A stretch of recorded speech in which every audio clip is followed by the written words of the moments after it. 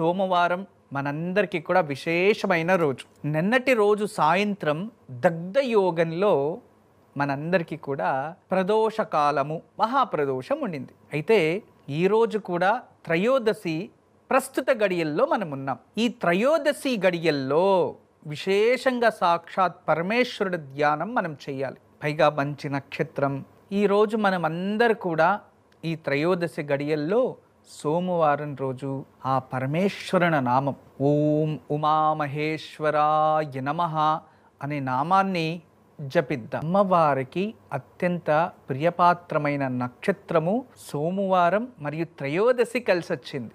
ఈరోజు అర్ధనారీశ్వరుల నామం మరింత శక్తియుతమైనది. అయితే మనమందరూ కూడా ఓం ఉమామహేశ్వరాయ నమః అనే నామాన్ని జపిద్దాం. ఓం ఉమామహేశ్వరాయ నమః. ఓం ఉమామహేశ్వరాయ నమః. ఓం ఉమామహేశ్వరాయ నమః. ఓం ఉమామహేశ్వరాయ నమః. అందరూ కూడా ఉమామహేశ్వరాయ నమః అనే నామాన్ని జపించండి. ఉమామహేశ్వర విశేషమైన శక్తి, గౌరవము మరియు భక్తి మరియు శరీరము, ఆత్మ అనే గుణాలని ఈ నామం సూచిస్తుంది. అందువలన మీలో అపారమైన ప్రేమ కావాలి అనుకున్న, దయాగుణం కావాలి అనుకునేవారు మరియు ఇతరుల్లో గౌరవం పొందాలి అనుకునేవారు, మీదైనా ఒక గుర్తింపు తెచ్చుకోవాలి అనుకునేవారు ఈ ఉమామహేశ్వర నామాన్ని ఇప్పుడే ధ్యానం చేయండి. ఖచ్చితంగా మీకు ఆ ఉమామహేశ్వరుల అనుగ్రహం వల్ల మీరు అనుకోంది మీకు ప్రాప్తిస్తుంది. ఇదే ఈరోజు మంత్రబలం. ప్రపంచానికి ఎన్ని కష్టాలు వచ్చినా, ఎన్ని ఆపదలు వచ్చినా, ఎన్ని విపత్తులు వచ్చినా అభివృద్ధి మాత్రం ఆగలేదు కదా. అంటే దీని అర్థం జీవితంలో ఎంత చెడు కోరుకునేవారు ఉన్నా చైపట్టి నడిపించే శక్తి ప్రపంచంలో ఉంది. అది మనల్ని ఏదో ఒక విధానంగా కాపాడుతుంది అని అర్థం. అదే విధానంగా మన జీవితంలో కూడా ఎంతమంది శత్రువులు వచ్చినా, మనకి చెడు చేసే వాళ్ళు ఎంతమంది సృష్టి అయినా, మన బంధువులు, మన మిత్రులు కష్టకాలంలో అందరూ దూరం అయిపోయినా మనల్ని కాపాడేదానికి ఉన్న భగవంతుని శక్తి అనేది ఖచ్చితంగా మనతో ఉంటుంది. ఆ శక్తి మనల్ని కాపాడుతూనే ఉంటుంది. అందువలన మీరు ఎప్పటికీ కూడా నమ్మకం కోల్పోకండి. ధర్మము, ప్రేమ, జాలి, దయ, క్షమాగుణాలు మీలో ఉండేది అయితే ఖచ్చితంగా మీతో భగవంతుడు ఉన్నే ఉంటాడు. ప్రపంచమంతా దూరమైనా కూడా మీకు ఖచ్చితంగా శుభం జరుగుతుంది. ఈ మంచి మాటని గుర్తుపెట్టుకోండి. ఎప్పుడు కూడా మీరు ప్రేమ మనోభావంతో ఉండాలి. మనకి కంటికి కనబరించే దేవుడు ఎవరైనా ఉన్నారు అంటే తల్లి, తండ్రి. వాళ్ళకి మించిన దేవతలు మరొకరు. ఏ ధర్మంలో అయినా కూడా తల్లి, తండ్రికి ఫస్ట్ ప్రార్థన అనేది ఉంటుంది. మాతృదేవోభవ, పితృదేవోభవ.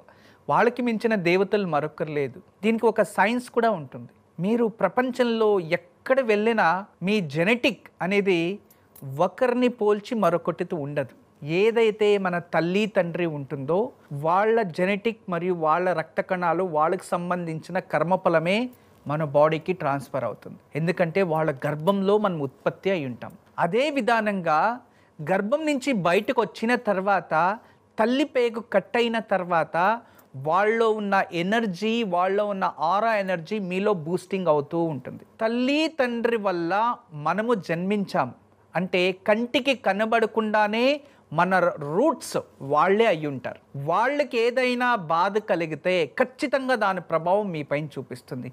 అంటే ఒక వృక్షానికి వేర్లు అంటే రూట్స్ ఏదైనా కుళ్ళిపోతే చెట్టు ఎలా పడిపోతుందో అదే విధానంగా తల్లి తండ్రికి అపకారం చేస్తే, తల్లి తండ్రిని దూషిస్తే, తల్లి తండ్రి పైన మనం కోపగించుకుంటే, తల్లి తండ్రి పైన చెయ్యి చేసుకుంటే, వాళ్ళకి ఏదైనా నొప్పి కలిగితే, వాళ్ళ మనసు బాధపడితే ఖచ్చితంగా దాని ప్రభావం మీ పైన రానే వస్తుంది.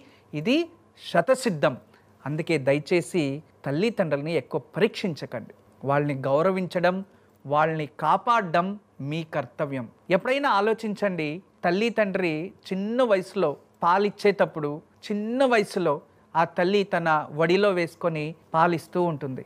ఆ తల్లికి నీ పైన ప్రేమే లేకపోతే మనం బతికుండా ఉండేవాళ్ళం కాదు. అటువంటి గొప్ప తల్లి ఆ ఒక ప్రేమ అనేది మనకెందుకు ఉండదు? మనకి ఉండాలి. ఆ ప్రేమను మనం చూపించాలి, విధేయత నుంచి చూపించాలి, గౌరవంతో చూపించాలి, దయతో చూపించాలి.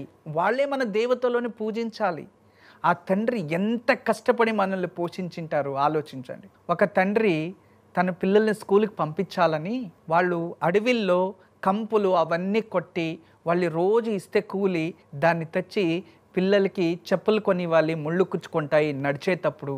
అదే తండ్రి, అరే నా అందరూ స్కూల్కి షూస్ వేసుకొని వెళ్తున్నారు, నా కొడుకు కూడా వేసుకొని వెళ్ళాలి అని ఉత్తకాళ్ళల్లో తండ్రి నడిచి కూలి చేసి డబ్బులు ఇచ్చి ఆ ఒక స్కూల్కి పంపించే తండ్రులు ఎంతోమంది ప్రపంచంలో ఉన్నారు. అలా మీ జీవితంలో కూడా ఎటువంటి కాలంలో అయినా ఖచ్చితంగా తల్లిదండ్రులు పిల్లల కోసం ఎన్నో ఆపదల్ని ఎదిరించింటారు. అటువంటి తల్లిదండ్రులని మనం దూరం పెడితే మనం ఏదైనా మనకు మంచిదవుతుందో ఆలోచించండి. అందుకే ఎప్పుడు కూడా కంటికి కనబడే దేవతలు ఎవరైనా మన జీవితంలో ఉన్నారు అంటే ఫస్ట్ ఆద్యత తల్లి తండ్రి, తర్వాత మీకు ఇంకొక ప్రపంచం. ఫస్ట్ వాళ్ళని ఆదరించడం నేర్చుకోండి, వాళ్ళకి మొదటి స్థానం ఇవ్వడం నేర్చుకోండి.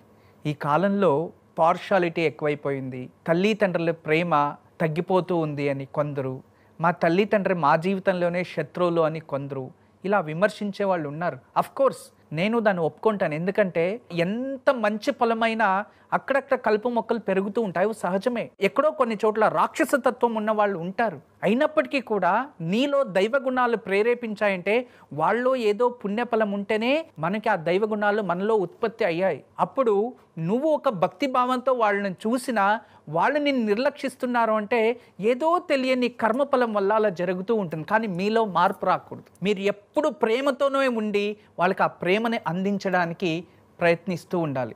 మీ ప్రేమని వాళ్ళు స్వీకరించడానికి వాళ్ళు అర్హులు కాదనో లేదు వాళ్ళకు రుణం లేదు అనో వదిలేయకండి. ఖచ్చితంగా మీ ప్రేమను అందిస్తూనే ఉండండి. స్వీకరించడం వదులుకోవడం అది వాళ్ళ ఇష్టం, కానీ దూషించకండి. దీనికి తగినట్టుగా ఒక చిన్న కథ చెప్తా, వినండి.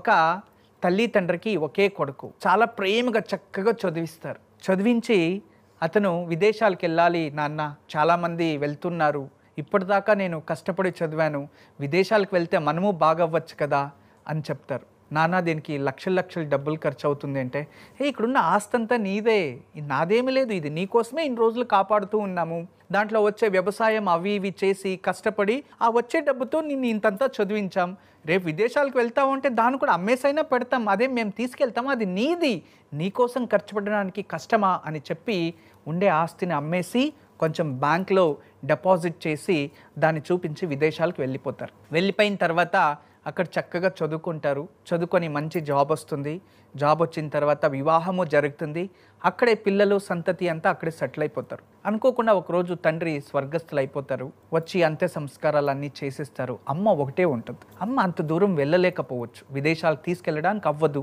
ఆరోగ్యం సహకరించదు, ఎవరు చక్కగా చూస్తారో లేదో ఏం చేయాలో తెలియకుండా అప్పుడు ఒక వృద్ధాశ్రమాన్ని చూసి అక్కడ కాస్త డొనేషన్ ఇచ్చి ఆ తల్లిని తీసుకెళ్ళి వృద్ధాశ్రమంలో పెడతారు. అప్పుడప్పుడు వచ్చి చూసుకొని వెళ్ళేవాడు, ఆ డొనేషన్ ఇచ్చేవాడు, మంచిగా చూసుకునేవాడు ఆ తల్లిని కూడా, అంటే ఆ వృద్ధాశ్రమంలోనే. కానీ ఒకరోజు అతనికి ఫోన్ వెళ్తుంది, మీ తల్లి చాలా కష్టాల్లో ఉన్నారు అనారోగ్యంతో, ఇక వాళ్ళు ఎప్పుడైనా స్వర్గస్థులు అయిపోవచ్చు, మీరు త్వరగా రావాలి అని ఆ ఒక వృద్ధాశ్రమం మెయింటెనెన్స్ ఉంటుందో వాళ్ళ ఫోన్ వెళ్తుంది. అప్పుడు అతను విని అక్కడి నుంచి వస్తాడు, వచ్చి ఆ వృద్ధాశ్రమంలో తల్లి బాధపడుతూ ఉంటే, అమ్మ బాధపడకు, అంతా మంచి జరుగుతుంది నేను ధైర్యం చెప్తూ, అమ్మ నీది ఏదైనా కోరిక ఉంటే చెప్పు తల్లి అని ప్రేమతో అమ్మని అడుగుతాడు. అప్పుడు నాన్న నీకు ఒకే ఒక విన్నపం చేసుకుంటున్నా, నా కోరిక ఏం లేదు, ఈ వృద్ధాశ్రమంలో ఫ్యాన్లు లేవు, అంతేకాదు ఈడ అప్పుడప్పుడు ఏదైనా ఫ్రెష్గా మనం ఏదైనా తినాలి అంటే దొరకట్లేదు, ఒక ఫ్రిడ్జ్ ఉంటే ఫ్రిడ్జ్లో పెట్టుకొని తినచ్చు కదా, ఇక్కడ కొన్ని ఫ్రిడ్జ్లు తర్వాత ఈ ఒక ఫ్యాను ఏపిచ్చు అంటారు. అమ్మ నీకు ఇప్పుడు ఇలాంటి సమయంలో దీని గురించి ఎందుకమ్మా మాట్లాడుతావు అంటే, ఏం లేదు నాన్న, రేపు నీ పిల్లలు ఉన్నారు కదా, వాళ్ళు ఏమైనా నిన్ను ఆఖరిలో వృద్ధాశ్రమంలో పెట్టేస్తే నువ్వు వచ్చి ఎలా ఉంటావు, నువ్వు చాలా చక్కగా పెరిగినావు కదా, నీకు ఈ చెమట అంటే కష్టమవుతుంది, మరియు నువ్వు మంచి ఆహారం తింటూ ఉంటావు, దానికి నీ పిల్లలు వచ్చి చూడడానికైనా చల్లగా ఉండాలి కదా ఇక్కడ, అందుకోసం 2 ఫ్యాన్లు 2 ఫ్రిడ్జ్లు పెట్టించిన ఆయన అని అప్పుడు ఆ తల్లి ప్రార్థించే లోపు అతనికి ఏడుపు వచ్చేస్తుంది. అప్పుడు గుర్తు తెచ్చుకుంటాడు, నేను ఎంత పెద్ద తప్పు చేశానో అమ్మని వృద్ధాశ్రమంలో పెట్టి అని. అంటే అమ్మ ఆలోచన అమ్మకే ఉంటుంది, కొడుకు ఆలోచన కొడుకే ఉంటుంది. పరిస్థితులు అలా చేశాయి. కానీ దయచేసి అందరికీ ఒకటే చెప్పేది, ఎప్పుడే కానీ వృద్ధాశ్రమము అనేది పిల్లలు బతికుండగానే వాళ్ళు అక్కడ జీవిస్తున్నారు అంటే మీరు బతికుండి శవం లెక్కనే. మీరు వాళ్ళకి ఎంత ఆదరణ చేసి ఏం చేసినా శూన్య ఫలమే, గుర్తుంచుకోండి. ఎందుకంటే మీతో ఉండడమే అది శ్రేయస్కరం.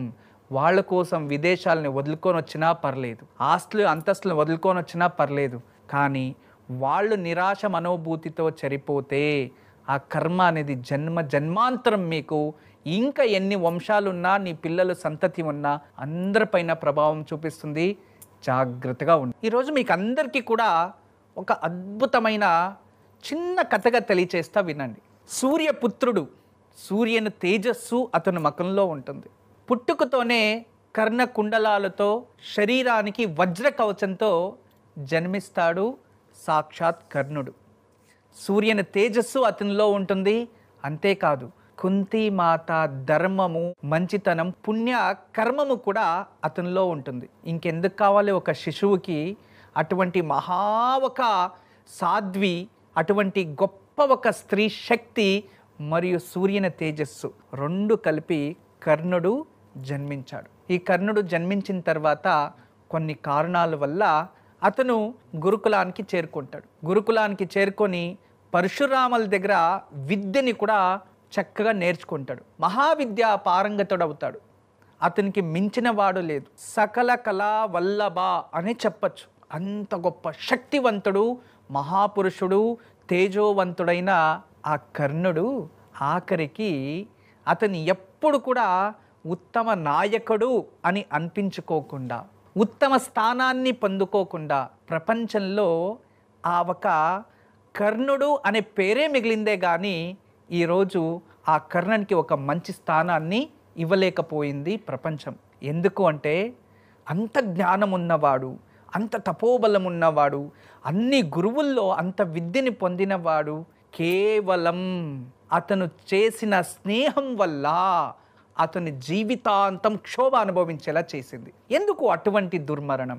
ఎక్కడైతే చెడు అనేది ఉంటుందో వాళ్ళతో ఎంత మంచివారు స్నేహం చేసినా ఖచ్చితంగా ప్రపంచం క్షమించదు, నేచర్ క్షమించదు అనే దాన్ని కర్ణుని చూసి మనం నేర్చుకోవాలి.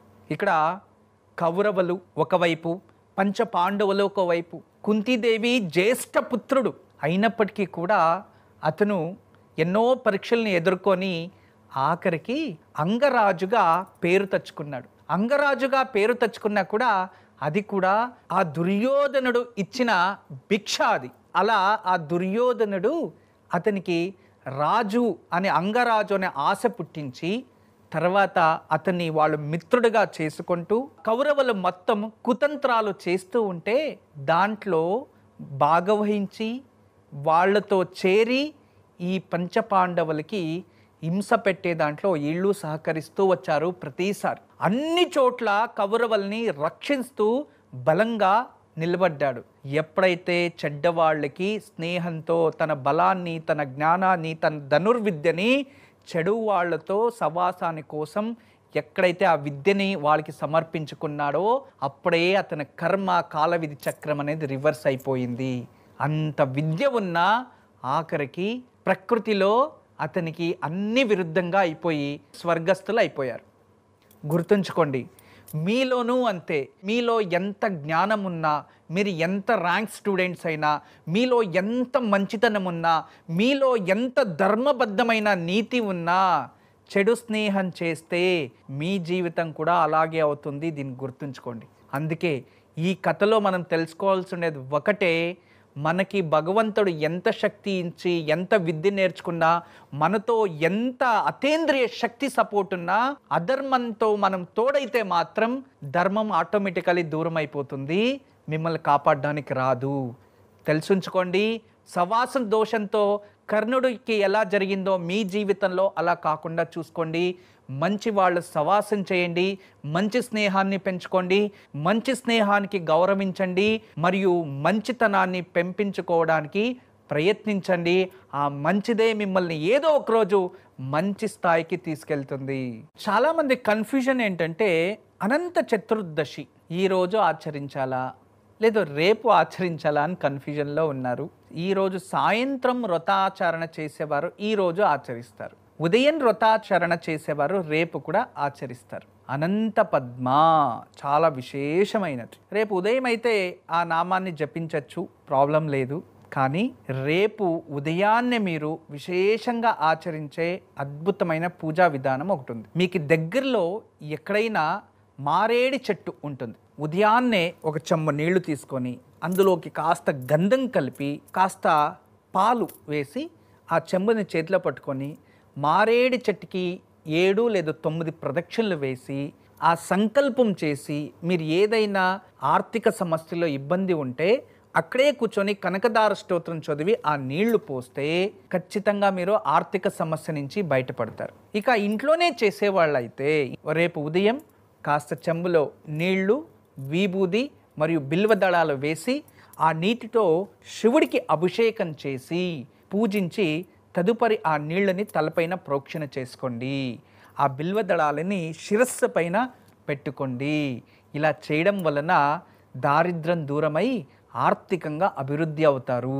ఈరోజు సోమవారం కదా, మనం అందరూ కూడా పరమేశ్వరుని దర్శనం చేసుకోవాలి. విశేషమైన శక్తి ఈశ్వరుని దేవాలయం చూడడం కూడా. ఈరోజు మన తెలుగు రాష్ట్రంలోనే పురాణ ప్రసిద్ధమైన, క్షేత్ర ప్రసిద్ధమైన అద్భుతమైన దేవాలయం, దుర్గమ్మ వడిలో ఉన్న దేవాలయం అనే పేరుంది. మనందరికీ తెలుసు విజయవాడ కనకదుర్గమ్మ దేవాలయం. ఆ ప్రాంతంలో ఆ పరిసరాల్లో ఉన్న ఈ పురాణ ప్రసిద్ధమైన దేవాలయాన్ని దర్శనం చేసుకొని మనం పునీతులవుదాం. ఈరోజు దివ్యమైన వాస్తు. చాలా మందికి ఇల్లు కట్టేటప్పుడు ఆయా వ్యయాలు ఎవరైనా నిర్ణయిస్తారు. వృషభాయమో, సింహాయమో, గజాయమో, ధ్వజాయమో అని. అయితే ఈ ఆయా నిర్ణయాలు చేసేటప్పుడు మనకి తూర్పు పరమిట ఎక్కువ ఉండి ఉత్తర దక్షిణం తక్కువ ఉంటే ఆ ఇల్లు చాలా అదృష్టం అని. వాస్తు ప్రకారం సైట్స్ అంతే ఉంటే చతురస్రాకారంగా చక్కగా ఉండాలి. లేదు అది ఇప్పుడు ఎలా అయిపోతున్నాయి సైట్స్ అంటే 30-40 లేదో 40-60 అంటే ఒకే కొలతల్లో ఉండవు. అయినప్పటికీ కూడా తూర్పు పరమిట ఎక్కువ ఉండి నార్త్ సౌత్ కొంచెం తక్కువ ఉంటే ఆ స్థానానికి ఎక్కువ స్థానబలం ఉంటుంది అని ఒక నమ్మకం. కొందరు వెస్ట్ ఫేసింగ్ కడతారు, కొందరు ఈస్ట్ ఫేసింగ్ కడతారు, కొందరు నార్త్ ఫేసింగ్, కొందరు సౌత్ ఫేసింగ్, అలా ఉంటాయి. కొన్ని సైట్లు సౌత్ మరియు నార్త్ ఎక్కువ ఉంటుంది అండ్ తూర్పు పరమిట తక్కువ ఉంటుంది సైట్ మెజర్మెంట్స్. అటువంటి వాళ్ళు ఏం చేస్తుంటారంటే ఆ స్థానబలం తక్కువ ఉన్నప్పుడు ఆ ఇంట్లో ఇల్లు అయితే కట్టేస్తారు, కానీ కొన్ని కష్టాలతో అలా అప్పులు చేసి ఇంకోటి చేసి ఏదో కష్టారు. ఆ ఇంటికి వెళ్ళిన తర్వాత అదే విధానంగా వెళ్తూ ఉంటుంది. దీని అన్నిటికీ కూడా పూర్వంలో ఏం చేసేవారంటే ఆయా వ్యయాలు అని నిర్ణయించి వృషభాయమా ధ్వజాయమా వాళ్ళకి ఖర్చొస్తుందా లేదా తెలుసుకొని ఆ ఆయం ప్రకారం వేసేవారు. ఇటువంటి ఆయము లేని ఒక ఇంట్లో వాళ్ళకి అక్కడ ధనము, రుణము, ఆయుష్, తిథి, వారము, నక్షత్రాలు కూడా విభజిస్తారు. ఇది ఒక క్యాలిక్యులేషన్. అందులో ధనము మరియు రుణము ఈ రెండు అత్యధికంగా ఉండాలి. ధనం అధికంగా ఉండాలి, ఆరోగ్యం అధికంగా ఉండాలి, రుణం అధికంగా ఉండాలి. రుణం అధికంగా ఉంటే ఆ ఇల్లు ఎప్పటికీ మీకు మీ పిల్లలకి సంతతికి అవుతుంది. ధనం అధికంగా ఉంటే ఆ ఇంట్లో కష్టపడి తగినట్టుగా ప్రతిఫలం ప్రాప్తిస్తుంది. లేదు ఆరోగ్యం బాగుంటే ఆ ఇంట్లో ఎంత సంపాదించినా చక్కగా ఉంటారు, ఆరోగ్యం ఉంటారు. ఎప్పుడైతే ఈ ఆయా వ్యయాల్లో వ్యత్యాసాలు వస్తే ఇటువంటివి తగ్గిపోతాయి. అందుకే భూమిలోనే తవ్వేటప్పుడు వాళ్ళు ఇల్లు కట్టేటప్పుడే దీనికి శ్రీవాస్తు యంత్రం అని దాన్ని స్థాపిస్తారు. దాన్ని స్థాపించేసి ఇల్లు కట్టేసేవారు. ఎందుకంటే ఆయా వ్యయాలు తెలీదు. ఆ భూమిలో నుంచి ఆ వాస్తు యంత్రం నేచర్లో ఉండేది ఎనర్జీని లాగుతుంది కదా, అప్పుడు ఆ పాజిటివ్ అనేది ఫిల్ అవ్వడం వల్ల ఇంటికంతా ఎనర్జీ కవచంలాగా ఏర్పడి అప్పుడు ఆ ఇంట్లో ఉండే వాళ్ళని రక్షిస్తూ ఉంటుంది. అప్పుడు వాళ్ళ ఇంటి బయట ఉన్నప్పుడు అంత మంచిగా ఉండదు వేరే వాళ్ళ ఇంటికి పోతే, కానీ అదే ఇంటికి వెతుక్కొని మేము పాత ఇంట్లోనే మాకు మంచిగా ఉండేది, మేము అదే ఇంట్లో ఉంటామంటారు. కొత్త ఇంటికి వెళ్తే మళ్ళీ ప్రాబ్లమ్స్ అనేవి కనబడుతూ ఉంటాయి. ఎందుకు ఆ ఇల్లు వాళ్ళకి అచ్చొస్తుంది అంటే స్థానబలం. అలా స్థానబలం లేనప్పుడు, రుణం లేనప్పుడు, ధనం లేనప్పుడు, ఆరోగ్యం లేనప్పుడు ఆ ఇంటి ఆయావ్యయాల్లో అటువంటి సమస్యలు ఎదురిస్తారు. అటువంటివి ఏదైనా లోపదోషాలు ఉంటే మనం ఇల్లు దబ్బైతే కట్టేలేం కదా, దానికి ఒక పరిష్కారం ఏంటి? వాస్తు పరిష్కారం అంటే కేవలం శ్రీవాస్తు యంత్రం మాత్రం లోపల, భూమి లోపల స్థాపించడం ఒకటే ఒక పరిష్కారం. మీరు ఇల్లు కట్టేటప్పుడు మాత్రం దయచేసి ఆయా వ్యయాలని నిర్ణయించేటప్పుడు ఆ ఇంటికి ఆయుష్, రెండోది ఆ ఇంటికి ఆరోగ్యం, మరియు ఆ ఇంట్లో రుణము, మరియు ఆ ఇంట్లో ధనము ఎంత పాయింట్స్ ఉన్నో తెలుసుకొని ఆ ఇంటిని నిర్మాణం చేయండి. అప్పుడు అన్నీ సుసూత్రంగా మీకు శుభం జరుగుతుంది. ఈరోజు సాయంత్రం అనంత పద్మనాభ స్వామి వ్రతం ఉంటుంది. చాలామంది ఆచరిస్తూ ఉన్నారు. అనంత పద్మనాభ స్వామి ఒక ఫోటో కానీ విగ్రహం కానీ ఉంటే పెట్టి పూజించి ఒక పసుపు దారాన్ని 14 గంటలు వేసి భార్యాభర్తలు ఒకరికొకరు కట్టుకుంటారు. ఇలా ఉంటే జీవితాంతం భార్య సుమంగళిగా ఉంటుంది, భర్తకి ఆయుష్, ఆరోగ్యం, అభివృద్ధి అవుతుంది అని ఒక నమ్మకం. దీన్ని ఆచరించేవారు ఆచరించండి. అయితే ఇది మాకు ఆడవాయితీ లేదో మాకు ఇది తెలియదు ఎలా ఆచరించాలో అనుకునేవారు ఈరోజు సాయంత్రం లక్ష్మీనారాయణల ముందు నెయ్యి దీపం వెలిగించి వాళ్ళకి ఇంట్లో ఏదైనా ప్రసాదాన్ని చేసి నైవేద్యం పెట్టి, ప్రసాదం లేకుండా పూజించకూడదు. ఈరోజు సాయంత్రం నైవేద్యం కంపల్సరీ. ఒక ఖర్జూరపు పండైనా నైవేద్యం పెట్టాలి, లేదా బెల్లమైనా నైవేద్యం పెట్టాలి, లేదా క్షీరాన్నం.